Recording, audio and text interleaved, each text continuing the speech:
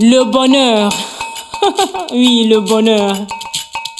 Pour certains, le bonheur, c'est avoir de grands diplômes, un cursus scolaire très brillant, un travail bien payant, une grosse bagnole, un grand domaine, des enfants, des concubines incomptables, un jet privé, voyager en affaires, s'implanter dans un paradis fiscal. Bref, toucher le pactole. Dans une peur terrifiante, être dans la protection d'une sécurité de pointe toutes les nuits. Pour d'autres, le bonheur, c'est s'abstenir de courir la course au bien matériel.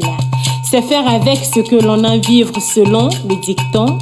À chaque jour suffit sa peine. Et leurs instants ne sont que grincements de dents, de peur et d'amertume. Quand au premier la peur de perdre au lendemain comme à la loterie, l'heure devient un harcèlement morbide. Ainsi l'humanité est à la quête du bonheur, chacun à sa manière, quand tout semble être bon. Pourquoi chercher un vivant parmi les morts?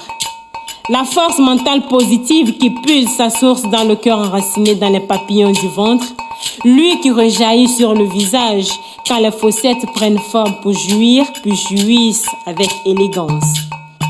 Cette joie intense et vraie tapissant le visage même dans les sillages des âges de l'âge, laissant ses empreintes dans les plis d'un visage couronné de gaieté. Oui, c'est ça le bonheur. Le bonheur, c'est une énergie. Elle est transmissible. À énergie touchant énergie, un amas d'énergie.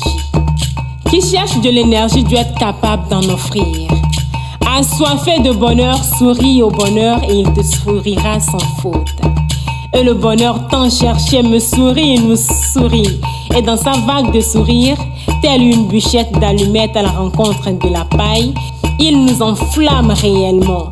De Eli à Hiram, de Maolé à Komlan, il n'y a que l'énergie du premier featuring plastique au monde.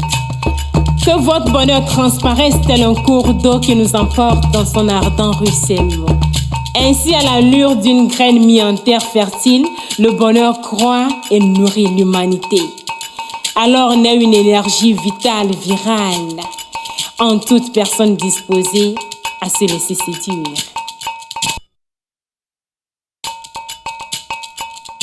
Sa fille.